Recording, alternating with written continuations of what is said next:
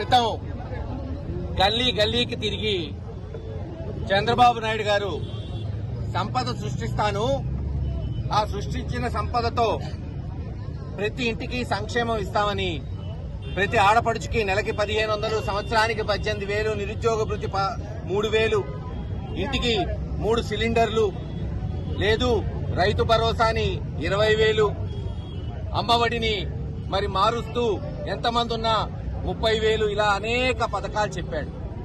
చివరికి 2 ఏళ్లలో ఎవరికి సంపద సృష్టించాడంటే వాళ్ళ కొడుకు లోకేష్ కి, వాళ్ళ మనవడు దేవాంశ్కి సంపద సృష్టించాడు తప్పితే ఆంధ్ర రాష్ట్ర ప్రజలకి అప్పులు తప్పితే ఏమన్నా ఉందా చెప్పమని ఈరోజు డిమాండ్ చేస్తున్నాం.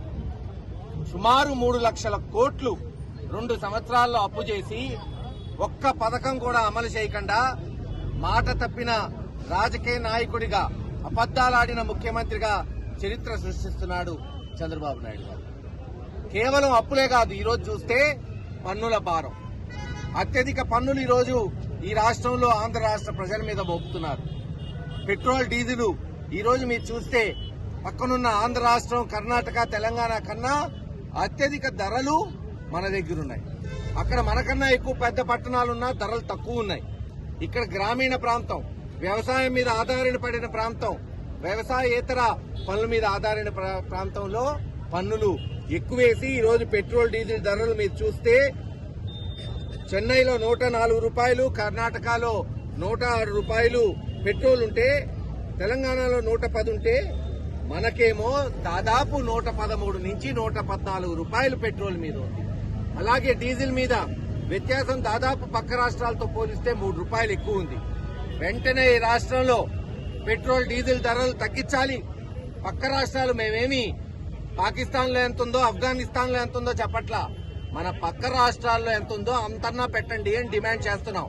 అంతకన్నా ఎక్కువ ఎలా మోపుతావు అంటే ఇది పన్నులు మోపటం కాదా? ప్రజల నుంచి లూటీ చేయటం కాదా?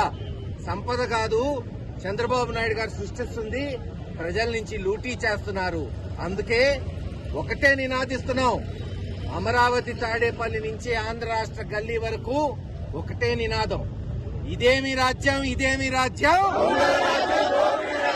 ఇదేమి రాజ్యం, ఇదేమి రాజ్యం, ఇదేమి రాజ్యం, ఇదేమి రాజ్యం.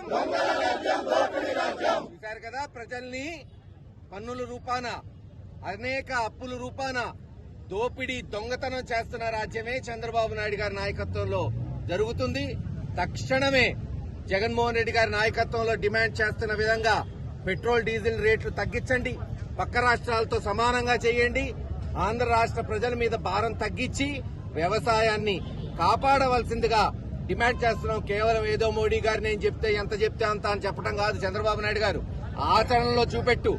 మొత్తం కేవలం అమరావతిలో అప్పు చేసి తీసుకెళ్లి మీకున్న 5,000 ఎకరాలు 1,00,000 కోట్లు చేసుకోవడానికి ఆంధ్ర రాష్ట్ర ప్రజల మీద 1,00,000 కోట్లు భారం వేస్తున్నావే, గాలి కొదిలేసి మిగతా ప్రాజెక్టులన్నీ, ఇది ఎంతవరకు సమంజసం?